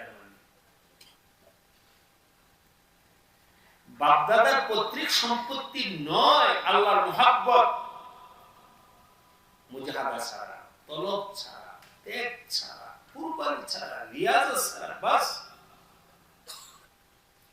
আমি পেয়ে যাব, এরকম।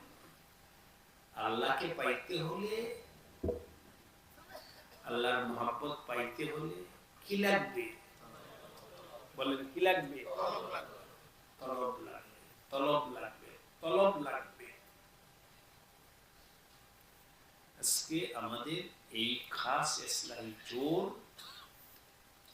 গতকাল আমি ডায়েরিতে লেখাইছি যে সবাই আসতে চাইছে, এরা কি নিয়ে যাই। এখান থেকে যখন রওনা করছি গাড়িতে বসে বসে লিখছি, আমার ডায়েরিতে লেখা আছে। আল্লাহ মাফ করে দেন।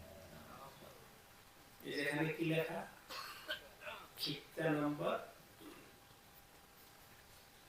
এই স্পেসটা গতকাল রাত্রে আমি 12টা 12:30 আসছি যখন মাহফিল থেকে, তখন আমি সাইসরকে বললাম যে আমি মাহফিল করে ঢাকায় গিয়েও আমার বাসায় ঘুমাইতে পারতাম, কিন্তু আমার অস্থিরতায় আমি বাসায় না গিয়ে এখানে আসছি থাকার জন্য। তোমরা কি তৈরি করছো আমি দেখে আমারও একটা ভাবনা আছে, প্যান্ডেলটা কেমন বানাইছে আমি দেখে আসি। দেখা ছাড়া আমার মাথা করবে না কাজে। রাত্রে দেখছি, দেখার পরে সকালে যখন রওনা দিছি গাড়িতে উঠেই ডায়েরি দাও, কলম দাও, প্যান্ডেলটা আমি সাজাবো। এটা লিখছি, লেখাগুলো মোবাইলে উঠে মৌলানা এহসান সাহেবের পাঠাইছি। পাঠালাম, দেখো আমার লেখাগুলো তুমি বুঝছো কি না, বুঝলে বলো, আমি বুঝাই দিই। 1 নাম্বার ক্ষেত্রে ওখানে 2 জন, ওই লেখাটার নিচে 2 জন জিম্মাদার থাকবে। ওনার মাথা হাতে 50 জন সর্বোচ্চ, কম হলে অসুবিধা, কিন্তু 50 জনের বেশি না, 50 জন সর্বোচ্চ থাকবে। এই 2 নম্বর ক্ষেত্রের মধ্যে আমার নির্বাচন, আমি বলবো যে কে কোন ক্ষেত্রের জিম্মাদার। এখানে 2 জন থাকবে, এইভাবে তার মাথা, এখানে মোট 9টা ক্ষেত্র আছে। 1 2 3 এবং 3টা হতে 3 3টা 9টা ক্ষেত্র হবে। তাহলে 9 জন, 9 দোকানে 18 জন জিম্মাদার। আজকে একটা কথা বলতেছি, আপনার মনে রাখবেন, আমাদের আকাবিরদের কথা। এই খাস কথাগুলো আম মজলিসে বলা উচিত মনে করি না, এই জন্য কোনোদিন বলি না। সাজারার ভেতরে নামগুলো লেখা আছে। কাদের নাম?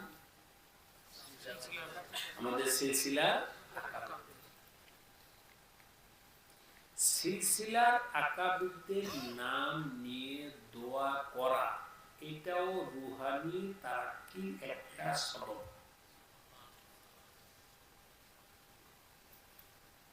এই জন্যে রোজানা ওই সাজারার ওজিফা পড়। আমিও পারি না মুখস্থ, দেখে মুখস্থ বলতে পারবো না, কিন্তু অনেক, বিশেষ করে আমাদের যাদের নাম বলে অনেকেই, কিন্তু যাদের নাম বলে চিনবেন এমন একজনের নাম বলে, আমাদের মুফতি দেলোয়ার সাহেব, মুনাজাত হাজার বাহরে ইমদাদ ও নূরে হযরতে আব্দুর রহিম আব্দে বারি আব্দে আদি হযরতি মক্কি ওয়ালি। আল্লাহ যাদের মাধ্যমে আমাদের কাছে দ্বীন আসছে, তাদের কবরকে আল্লাহ নূর দ্বারা ভরপুর করে দাও। মুনাজাতের মধ্যে তাদের নাম নিয়ে দোয়া করো। আর আমাদের আরবি সাজারার মধ্যে লেখা আছে আল্লাহুম্মা বিজাহি কুতুবিল আকতাব ওয়া শাইখিল মাশাইখ সাইয়্যিদনা ওয়া মাওলানা সাইয়্যিদ আসআদ আল মাদানী قدسallahu সিররুল আজিজ ওয়া বিজাহি শাইখিল মাশাইখ সাইয়্যিদনা ওয়া মাওলানা সৈয়দ হুসাইন আহমদ المدني قدس الله سره العزيز وبجاه شيخ المشايخ سيدنا ومولانا ومرشدنا رشيد أحمد غنگوهي قدس الله سره العزيز এভাবে সব মাশায়েখের নামে ওয়াজিফা করো, তখন তাদের রূহানি ফায়েজ তোমাদের পর্যন্ত আসবে।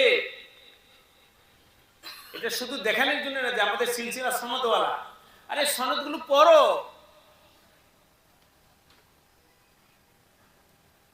কথায় কথায় আসলে আমি নাম বলবো, দাওরা হাদিসে যারা আলেম পড়েছে শুধু কি এটা পড়েছে কালা আবু হুরায়রা কালা রাসূলুল্লাহ শুধু এটা পড়ছে নেই। ইমাম বুখারী বলেছেন নবীহি কালা হাদাসানা আল-হুমাইদি কালা হাদাসানা ফুলা কালা হাদাসানা ফুলা, সবার নামগুলো নিচে। কেন? আমরা তাদের ইহসান প্রাপ্ত, তাদের নাম নিয়ে তাদের দোয়া দিয়ে এই হাদিস।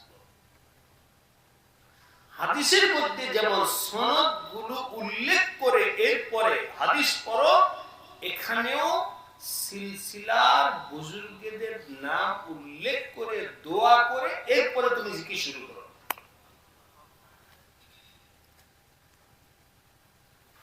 12 তাসবির জিকিরের মধ্যে তো মুস্তাকিল ভাবে বলা আছে, দুরূদ শরীফ পড়ো, ইস্তিগফার পড়ো, সূরা ফাতিহা পড়ো, কুল হুয়াল্লাহ পড়ো, আবার দুরূদ পড়া ইসালে সওয়াব করো। ইসালে সওয়াব কার ইসালে সওয়াব?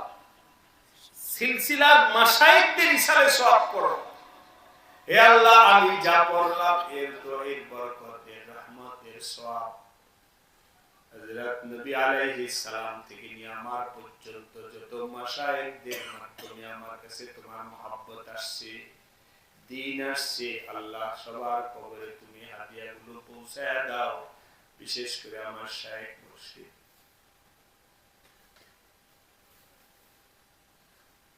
আসাদ মাদানী রাহমাতুল্লাহ আলাইহির কবরে আল্লাহ পৌঁছে। ওনারা যদি আমাদের না শিখাতেন আমরা বুঝতামই না। আল্লাহ পাকের মহব্বত থাকতে হবে, বুঝতামই না, অন্ধকারে থাকতাম। তাদের ইহসান স্বীকার করো, দোয়া করো, সাজারার নাম নিয়ে দোয়া করো, তখন তোমাদের কলব এর মধ্যে রূহানি ফায়েজ আসবে। জন্য ওই সব ক্ষেত্রের মধ্যে দুইজন করে জিম্মাদার থাকবে। ওই দুইজন জিম্মাদার সাথীদেরকে সাজারা পড়া, দুরূদ শরীফ পুরাটা শিখো, ইস্তিগফার পুরাটা শিখো। আম মজলিস তো বলছি সংক্ষেপ দুরূদ পড়ো, আস্তাগফিরুল্লাহ আস্তাগফিরুল্লাহ পড়ো, তো খাওয়াসটা পুরাটা পড়ো।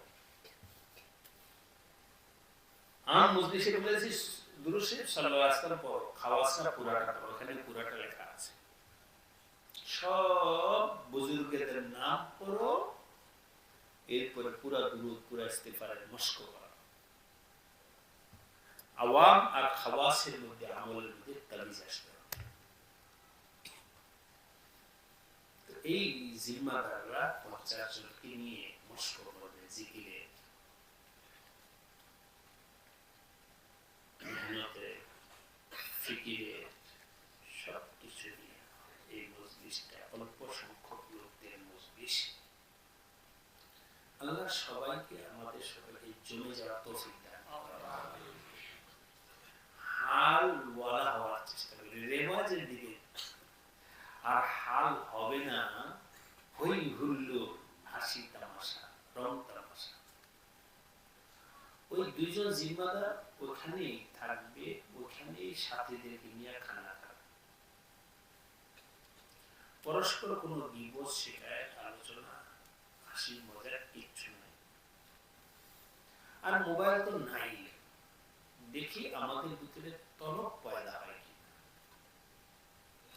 কান্না কাটা করো, শেষে এটা কাঁদো, নামাজ পড়ো, জিকির করো।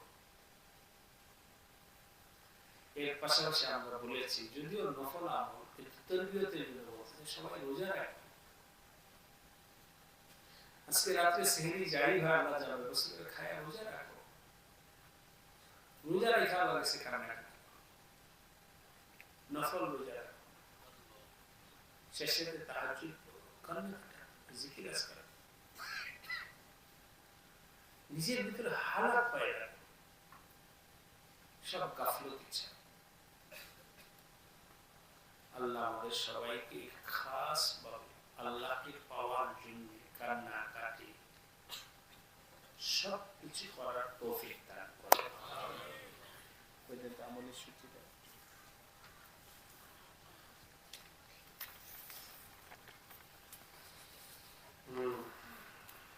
যেহেতু বিভিন্ন ব্যস্ততা আছে, বলছি ভাই যে যতটুকু করার সময় যে পুরো সময় থাকবে আলহামদুলিল্লাহ, যদি কারো ওজোর থাকে সেটা এটা কোনো এখানে কোনো জবরদস্তি জাহিরি কোনো নিজাম নেই, প্রত্যেকের হালাতের শেষ রাতে ঘুম থেকে উঠতে হবে 3:30, উঠে যার যার মতো তাহাজ্জুদ, সেহরি, জিকির, দোয়া, তিলাওয়াত। 5:45 ফজরের নামাজ, বাদ ফজর সূরা ইয়াসিনের তিলাওয়াত। নাকি আমরা শুইতে মন চাইলে শুয়ে পড়বো, মন চাবে কিন্তু শুয়ে পড়বো। বাদ ফজর সূরা ইয়াসিনের তিলাওয়াত, তাসবিহের আমল, ইনফিরাদি আমল। ইসলাম ঘুমাবে তখন ফজরের পর সূরা ইয়াসিনের তিলাওয়াত, তাসবিহের আমল করার পরে 7টা থেকে 9টা পর্যন্ত বিশ্রাম। তবে এই বিশ্রামের মাঝখানে প্রত্যেকে ইনফিরাদি নিজের হালাত শুনাইতে হবে, সবকের আমলে এই সময়টাই। আর সবক শুনানোর ক্ষেত্রে আমার হযরত যেভাবে শুনাইতেন, আম মজলিসে পারি নাই, খাস মজলিসে 3 জন একসাথে রুমে আসবেন, একজন তার ব্যক্তিগত হালাত আমার কাছে বলবে, আপনি কেন পাশে বসে শুনবেন, এর কথা শেষ চলে যাও, বসে থাকো না, চলে যাও, বের হয়ে যাও, আরেকজনকে সুযোগ দাও, ওখানে বসে। আর যারা খেদমতে আছেন, ওই আমি যে রুমে বসবো ওই রুমে চা বিস্কুট হবে না, মেহমান আসলে অন্য রুমে বসে। হঠাৎ 5 জন খাস মেহমান আসছে, সবাই শুনে আগে বলবেন ভাই হযরত এখন সবক শুনতেছে, এই মাসে না আপনি তাকে মেহমানদারি করেন, আমার সামনে নিয়ে যান, সে বুঝুক এখন একটা আমল চলছে, তাকে বুঝান না, আমি ওই সময় আমি নিয়ে যাব। তাহলে ওই ভাই কষ্ট করে আসছে, সে তো তার সবকটা শুনতে পারলো না। এই জন্য সবক শোনানোর সময় অন্য মেহমান আসলে আপনার পক্ষ থেকে তাকে খেদমত করবেন, প্যার করবেন, মহব্বত করবেন, বসাবেন, কিন্তু ওই সময় আমার কাছে নিয়ে যাবেন, এতে করে অন্যের হক নষ্ট। এরপরে যখন আম সাক্ষাতে মাঝে মাঝে মন চায় যে হযরতের খানকা যদি নিয়ে যেতে পারতাম, এত সুশৃঙ্খল সবক চলতেছে, কেউ ঢুকতে পারে না।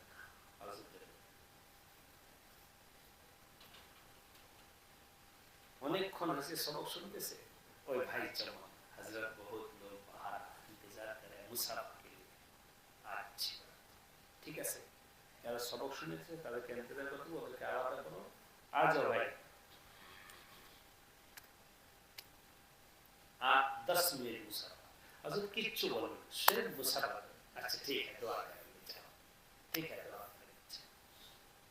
10 মিনিটের মধ্যে 50 জনের মুসাফা। जब भाई लोगों को मेहमानदारी कराओ उधार। আর হযরতের খাদেমরাও জানতেন যে এখানে কি করতে হবে, হযরতের সিকিয়ে বৈশা পড়া যাবে না, সেটা মুসাফা যাও ভাই মুসাফা করতে ওখানে বাইরে 10 মিনিটের মধ্যে মুসাফা করে আবার শোনো, লাও ফলা লাও। আর শুনবেন আজকে সবক শুনবো 12 তসবিহওয়ালা, এলান করো ভাই 12 তসবিহওয়ালা পাঠ চালাও। দোসরাওয়ালা নেই। আগামীকাল কথা এলাম ওই 5 আনফাসওয়ালা পার্চা, অন্য কারো পার্চা দিয়ে লিখতে হবে। 5 আনফাসওয়ালা সবক শোনা, শুধু 5 আনফাসওয়ালারাই এখন সবক শোনাবে।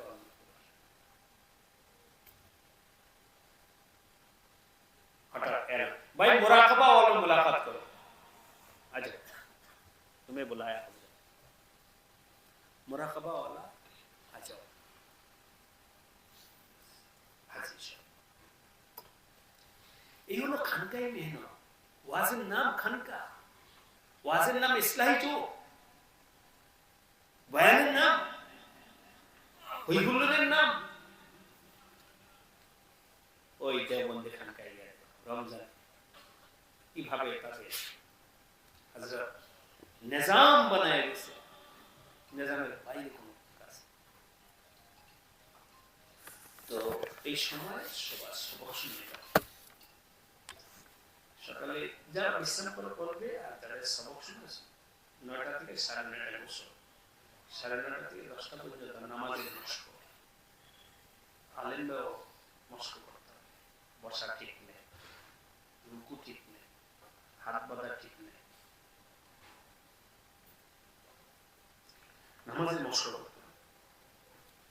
10টা থেকে 12টা পর্যন্ত আগামীকাল তাসাউফের তালিম, 12টা থেকে জোহর নামাজ পর্যন্ত ইনফিরাদি কোরআনের তেলাওয়াত, দোয়া, মশক, খুশুসি সাক্ষাৎ। 1:30 বাজে জোহরের নামাজ, জোহরের নামাজ থেকে আসর পর্যন্ত 12 তাসবিহ জিকির, পরে 4:15 আসরের নামাজ, আসরের নামাজের পর মাকতুবাতের তালিম ও ইনফিরাদি ইফতারের প্রস্তুতি, 5:35 মাগরিবের আযান, ইফতারি, মাগরিব পর সুবহানাল্লাহের তেলাওয়াত, সাজদার আমল, বয়ান বায়াত, 8টায় এশার নামাজ, এশার নামাজ এরপর সূরা মুলকের তেলাওয়াত, আমলি ও ফিকরি মুযাকারা। ফিকরি মুযাকারা কি হবে এটা কালকে বলবো, কালকে আগামীকালকে আগামীকাল বলবো। আজকে এখনই মজলিস শেষ, এশার পর একটা ওয়ারি জিম্মাদার কিছু কিছু লেখায় দিছি, মনে আছে সবাই কাছে মাইকে ঘোষণা করার দরকার নেই, মুখে বল। কিত্তাওয়ারি ভাইরা বৈশা এই বিষয়টার মুযাকারা, দুইটা বিষয়, এক হলো বায়াত সম্পর্কে কথা বলবো, শুনবে বায়াতের পরে আমাদের আমলের হালাত, মনের হালাত, আমলের হালাত, এগুলো মুযাকারা করব। 2 নম্বর হলো ওই এলাকা, আপনার এলাকা বলতে 2টা এলাকা, আমার কর্মস্থল আর আমার বাড়ি। ওই এলাকায় কিভাবে আমাদের এই মেহনত এর সাথে এলাকার মানুষকে জোড়ানো যায়, এই ব্যাপারে আপনার ফিকির কি, আমার ফিকির, আমার এলাকায় আমি কিভাবে কাজ করতেছি, আপনার এলাকায় আপনি কিভাবে কাজ করতেছেন, এই দুইটা বিষয়ের মুযাকারা। এক হলো নিজের আমলি মুযাকারা, আর একটা হলো এলাকার মানুষকে কিভাবে হক মেহনতের সাথে জোড়ানো যায়, এটা নিয়ে মুযাকারা। 3 নাম্বার হলো আপনারা গত ইসলাহি জোট থেকে একটা ঘোষণা শুনেছেন, সেটা হলো যে মাদানী মজলিস নামে আমরা কিছু কাজ, মাদানী মজলিসের পরিচয়, কর্ম, দায়িত্ব, মাকসাদ, রাজনৈতিকভাবে দ্বীনি কাজ, মিশনকে আগায় নেওয়ার জন্য কিছু মেহনতের নকশা আমরা বানাচ্ছি। সেখানে যারা সদস্য হয়েছে তাদের কাজ বুঝে নেবে যে আমার কি কাজ, এই কাজগুলো আমি নিয়ে যাব, বুঝে নেব, এলাকায় গিয়ে কাজগুলো করব। রাজি আছি সবাই? আল্লাহ আমাদের সবাইকে তৌফিক দান করেন। ইনশাআল্লাহ এখন ইশার আযান হবে, নামাজ হবে, নামাজের পর হালকা সমস্ত ভাষা আছে সুন্দরভাবে 10-12 জন খারাপ করে তারা করবে এবং ওই সাজাটা নিয়ে বসবে, মুজাকারায় কি কি পয়েন্ট আছে সেগুলো লিখবে, লেখা আমাকে দেখাইতে হবে। এই কথাগুলো আমার ভাইরা বলছেন মুজাকারায় প্রস্তাবে দিনই কাজ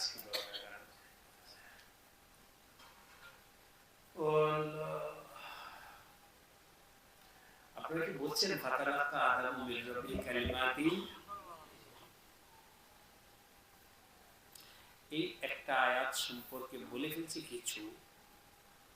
আরেকটা বলছেন যে মহব্বত ছাড়া কোনো জিনিস দিন কি লাগবে, মহব্বত লাগে, মহব্বত লাগে। সাহাবায়ে কেরামের মধ্যে দিন আসছে মহব্বতের কারণে, হিজরত করতে পারছে, কুরবান করতে পারছে, শহীদ হইতে পারছে, সব আল্লাহ পাকের মহব্বতের কারণে। আজকে সব মেহনত চলছে কিন্তু আল্লাহ পাকের মহব্বত পয়দা হওয়ার মেহনত। কেন আমরা হারায় যেতেছি, ফেল করতেছি? মহব্বত দেখাও কে লিয়ে কাম করা নাই, দেখানোর জন্য, নামনুমাইয়ের জন্য কাজ করতেছে। সাহাবায়ে কেরাম তো আল্লাহর মহব্বতে কাজ করছে, ফলে তাদের রক্ত, তাদের সময়, তাদের ত্যাগ, তাদের কুরবানি সারা দুনিয়াকে চমকায় দিয়েছে। আজও ইতিহাসের পাতায় তাদের মতো নজির দুনিয়া দেখাইতে পারে। সবকিছু সম্ভব হচ্ছে কি কারণে?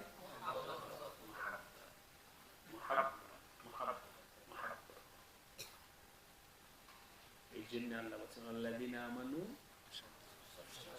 আশাদ্দু হুব্বান লিল্লাহ, আশাদ্দু হুব্বান লিল্লাহ। তো মহব্বত সম্পর্কে খুব আলোচনা করতে হবে। আর যে আয়াতটা পড়েছি এখন, এই আয়াতের মজমুনটা আবার সুজুল অনুষ্ঠানে বলবো। আল্লাহ বলছেন যে তোমার অধীনে যদি কোনো এতিম থাকে, নিশ্চয় যার বাবা নাই, কিছু নেই, তো তার মালটা তোমার কাছে আছে অভিভাবক হিসেবে। তুমি যদি কথার কথা ছোট বাচ্চা নাবালেগ, এর বাবা মারা গেছে, 1 লাখ টাকা আছে, তুমি অভিভাবক হিসেবে তোমার কাছে টাকা রাখো, উপর থেকে দিন নাস্তা খাওয়ার টাকা নিবে 100 টাকা করে। কয় টাকা করে? 100 টাকা। বাকি টাকাটা তোমার কাছে রাখো অভিভাবক হিসেবে। এখন আপনি যদি না, ওর টাকা ওরই দিয়ে দিই, এই নাও তোমার 1 লাখ টাকা তোমারে দিয়ে দিলাম, এই বাচ্চা কয়দিনে 1 লাখ টাকা শেষ করবে? 10 দিন লাগবে। এরপরে ও বাচ্চা বুঝবে না। এই জন্য আল্লাহ বলছেন লা তুতুস সুফাহা আমওয়ালাকুম, এই নির্বোধ মানে ছোট বাচ্চা, অবুঝ, এর কাছে সব দিয়ে দিবেন। এরপরে যখন তার বয়স অথবা সামজারি ওয়াক্তালুল ইয়াতামা, এই আয়াতটা চাইছিলাম, হাত্তা ইযা বালাগুন নিকাহ, এই এর বয়স একটু একটু হয়েছে, আজকে 500 টাকা দাও, দিতে 500 টাকা ঠিক মতো খরচ করতে পারি কিনা, বুঝ হয়েছে কিনা, ট্রাই করার জন্য কত দাও? 500। আস্তে আস্তে যদি বুঝতে না মোটামুটি তার সমঝে রয়েছে, তখন একটা পর্যায়ে তার 1 লাখ টাকা তাকে দিয়ে দিবে, কারণ এখন আর নষ্ট করবে না। তো নষ্ট করবে কি না এটার জন্য ওয়াবতালু, কি করো? পরীক্ষা। আল্লাহ পাক ও আমাদেরকে মাঝে মধ্যে সামান্য একটু দ্বীনি জিম্মাদারিদের পরীক্ষা করে দেই, হ্যাঁ কি করে, জিম্মাদারি, দ্বীনের জিম্মাদারি পালন করতে পারে কিনা। বানায় দিছে এক মসজিদের ইমাম,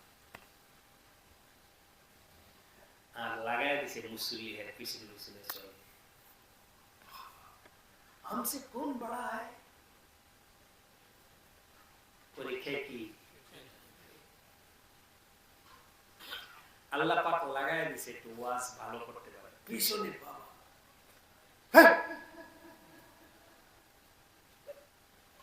আমার কাছে আসতে পারবে না, আমার এই আছে সে আছে। পরীক্ষা কি ভালো লিখতে পারে, ফেল। আল্লাহ একটু একটু দিয়ে দেখে যে তুমি পারবা আমার জিম্মাদারি পালন করতে। আমরা তো সব ফেল করা পারি। আজকে জুমার বয়ানে বলে আসছি তিনটা শিরোনাম, বলছি যে আজকে শিরোনামটা বললাম বড় সুযোগ হুসনে আমল। আল্লাহ বলছেন তাবারাকাল্লাযী বিয়াদিল মুলকু ওয়া হুয়া আলা কুল্লি শাইইন কাদির আল্লাযী খালাকাল মাউতা ওয়াল হায়াতা লিয়াবলুয়াকুম আইয়ুকুম আহসানু আমালা। এই তোমারে বানাইছি দেখি তো কেমন আমল করতে পারো।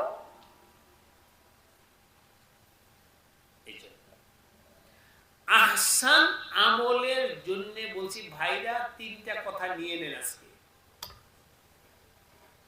এক নম্বর হলো হুসনুল নিয়ত। আমলকে আহসান বানাইতে হলে এক নম্বর কি হুসনুল নিয়ত। দুই নম্বর হলো আমলটাকে নবীজির তরিকায় বানানো। তিন নম্বর হলো সামারা সহি হওয়া। সামারা সহি হওয়া মানে হলো আমল করার পর কি গুরুর আসে না তাওয়াজু আছে। যদি আমল করার পর তোমার ভিতরে তাকাব্বুরি আসে, অহংকার আসে, গুরুর আসে, ফেল। এই আমল আর আহসান আমল হবে না। আর আমলের পর যদি রোনাজারি বাইরে গেছে, কান্নাকাটা বাইরে গেছে, বিনয় বাইরে গেছে, ফেদাইয়ত বাইরে গেছে, বুঝা গেল আহসান আমল হচ্ছে। এক নম্বর কি হুসনে নিয়ত, দুই নম্বর তরিকায়ে নববী, তিন নম্বর সামারা ঠিক হতে হবে। তাহলে তোমার আমল আহসান হবে। আর নতুবা যত বড় আমল করো না কেন আহসান আমল হবে। ফেদাইয়ত বাড়াও, আল্লাহর ফেদাইয়ত। ফানাফি শায়েখ হও, ফানাফি রাসূল হও, ফানাফি আল্লাহ হও। মোহাব্বত পয়দা করো, ফানাইয়ত পয়দা। রসুল রিওয়াজকে ছেড়ে দাও, রসুল রিওয়াজকে ছেড়ে দাও। ইনশাআল্লাহ আগামীকাল আবার মজলিসে যখন বসবো দিনের বেলা আবার কথা হবে। বাকি সময়টা নিজ নিজ এই তরতিবের আমলে থেকে। কি ভাই এখানে কি আমরা কোনো আনুষ্ঠানিকতায় আসছি? কই বয়ান করেন না তুমি, কি করবো জায়গা বয়ান তো শেষই, যাতে যেতে বসে চলে যাবো, অসুবিধা থাকবে তারা বসে বসে জিকির করবো, পরিবেশে জিকির করবো, একটা পরিবেশে জিকির, জায়গায় বসে জিকির। বাড়িতে বসে করলে জিকির হবে, হবে না কিছু না। দেখেন তো আজকে শেষে দুইটা জিকির করে কেমন লাগে।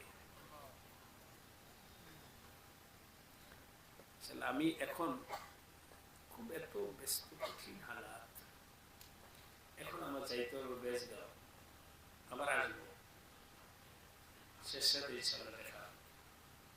আপনারা এই সময়টায় নিজাম অনুযায়ী মুজাকারা করবেন, নামাজের পর মুজাকারা করে খাওয়া দাওয়া করে শুয়ে শেষ সাথে নিজে নিজে উঠবো কারা ইনশাআল্লাহ। আল্লাহ আমাদেরকে তৌফিক দান করুন। আমি তো আগে থেকেই বলছি জুমা নামাজের পরে 12টি জিকিরের মাধ্যমে আমাদের স্লাইড শুরু হবে। দায়িত্ব ছিল আমাদের মাওলানা সাইদুল ইসলাম সাহেবকে। আমি জুমার পর পর ফোন দিয়েছি, আমলটা কি শুরু হয়েছে? একজন লোক, আমার এখানে কোনো 500-1000 লোক, একজন আমল করো, কিন্তু ঠিক মতো আমলটা শুরু হয়েছে কিনা বলে। আলহামদুলিল্লাহ শুরু হয়ে গেছে। আমরা মোটামুটি যারা ছিলাম সবাই আমরা কিছু হাকিকতের মেহনত করতে চাই, রেওয়াজের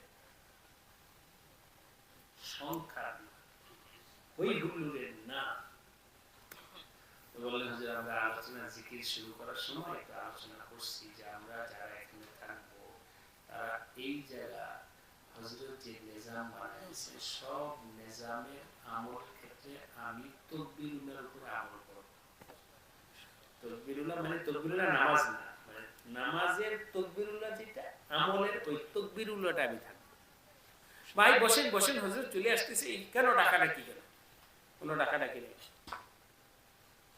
আর এখানে পরিচালনা নেই, পরিচালনা নেই, বুঝছেন কথাটা?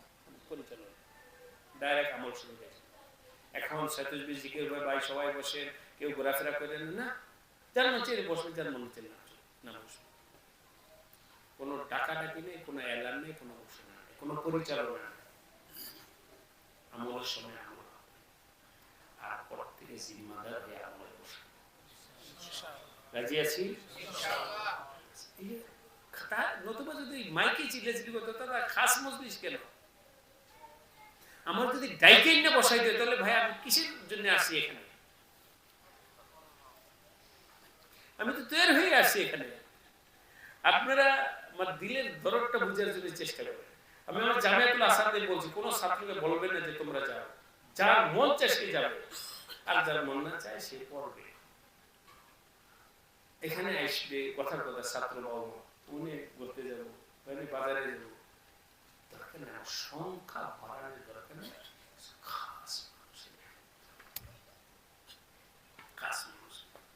আমি যদি হুজুরদেরকে বলতাম যে সব ছাত্র নিয়ে আসেন, তো সবাই আসতো না। এখানে মহব্বতে আসো, আগ্রহে আসো,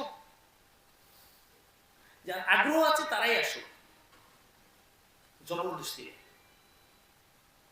তলব নিজের দিলের মধ্যে পায় না। পারবো ভাই ইনশাআল্লাহ। আল্লাহ পাক